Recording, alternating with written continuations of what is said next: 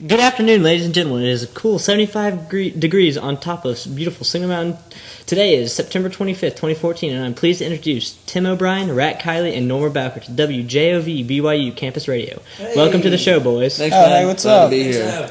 So let's start this conversation with the topic that created you guys' relationship. Let's talk about your time in Vietnam. Tim, start us off. Guys, in all honesty, I was afraid to even go to Vietnam. I struggled with the decision almost every day this summer before I went over. I even almost ran away from everything I loved. I almost turned back on my family, my country, my beliefs. I felt embarrassed. I remember my decision to go to Vietnam. My dad really wanted me to go so I could earn medals and be a man. It wasn't that difficult for me just because I wanted to make my old man proud. Man, I wish I could have made my dad proud. And Kiowa. Oh, man. Gosh, the war. Being drafted, I felt like it was my job, my duty, my destiny to go to Vietnam. I got to war and everything changed. Bombs dropped and exploded like they had a nuclear payload everywhere around us. Bloody limbs flew around in the air. I patched more holes than Betsy Ross. War seemed like the right thing to do, but suddenly everything changed. It was the stress, man. It got to me. Tim, you mentioned being afraid to go to Vietnam. What made you go? What was holding you back? In all honesty, Dan, I didn't support the war. The war was uncertain and was subject to change at any time. Stories I heard were that you could be marching one minute, then be stormed by the Viet Cong the next. I even spent some of my college days protesting against the war. But at the same time, I saw commercials and advertisements promoting the war. Was I just wrong? Should I join the nation in their fight? Or are they wrong? And protesting is what I should stick to. I even spent a week in self-thought thinking about the war and all the implications of it. I was embarrassed. What if I didn't serve? Would everyone look down on me? Why exactly were you embarrassed? If I didn't go to war, I would be the odd one out. Everyone else was doing it, so why shouldn't I? Embarrassment was one of my biggest fears. I would rather die while murdering the Viet Cong than be at home labeled as a coward or a hippie. Before even making my decision to go, I saw it. The man I killed.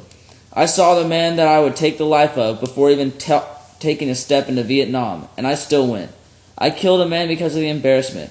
I couldn't make myself brave. I had nothing to do with morality. Embarrassment, that's all it was. So eventually you go to war, right? What was you guys' experience in Vietnam like? I still remember the 2 weeks of night movements. I was so scared. Life or death was the reality. We had a choice. Kill or be killed. The question drove me to a point of self-harm. I became paranoid. I kept seeing body parts. I was stressed to the point where I decided I had taken enough. I was afraid, like Tim, of all the embarrassment. All these brave guys, and I'm about to shoot myself in the foot to run away. It broke me down. It got to me. Everything changed in me. I wanted to be brave or courageous like a good soldier should be. Everyone else was able to stay composed like a good soldier, but I couldn't. I couldn't hold myself together. I went to the war into the war with optimism. All I heard from my father was about all the medals I was going to win, and I felt that this was my chance to make my father proud. Man, those were the days. So you wanted to win a medal to make your dad proud. Did you win that medal you so wanted? No, I wasn't brave enough to win anything. I managed to let my brothers in arms down. I let my friends, my brothers, and my comrades die. And I felt it was all my fault. I let Kiowa die. His death has followed me all the way from Vietnam to my home in Iowa. The struggles, the pains, and the horrors of war are still with me today. It's almost like I died over in Nam.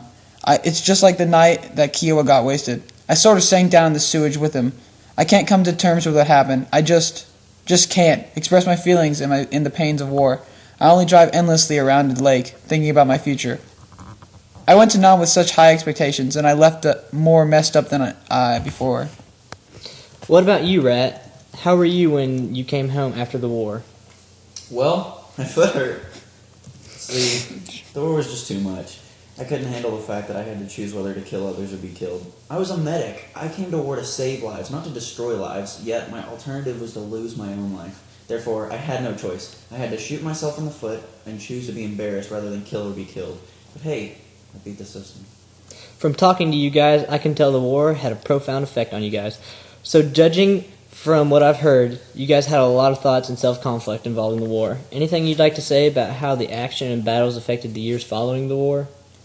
Since the war, I had a serious problem with depression. What about Kiowa? How's he doing these days? He comes all the time to my house to see all my medals. Oh wait, I don't have any medals. I wasn't good enough. Oh yeah, and Kiowa isn't alive. We could have pulled him out. We couldn't save him. He isn't doing well, and I'm not either. I've thought about killing myself a lot. It's terrible. I can't escape this horror. The only time I can get away is when I go to work out at the YMCA. I'm actually planning to head there after this. I'm sorry. That was a little much. Oh, it's okay, man. Oh, thanks, man. Yeah, cool. The war has had some serious effects on me. Gosh, Rat is so good at telling stories, it actually inspired me to begin telling stories myself. I started writing this really cool book about our lives, actually. I think I'm going to call it The Bullets They Carried. That could change at any time, though. We'll see. That's a genuine way to get your feelings out. You can write about anything, from the Revolutionary War to something like wizardry. Gentlemen, we've covered a lot today. Norman, we wish you the best with your depression, and we're glad you could share it with us today. Thanks, you guys. It means a lot. Rat, glad to have you. Best of luck in your rehabilitation. Thank you, Dan Smith, BYU. Always glad to be here. Tim, thank you so much for being here, and best of luck with your novel. Oh, yeah, and all of you guys are fake. Wow, harsh words from Tim O'Brien. Well, thank you guys again for being here, and thank you for listening to WJOV BYU Campus Radio. Hope everyone has had a wonderful day. Tune in next time when we talk with Mom, Pa, Joe. Until next time, I'm Dan Smith, BYU.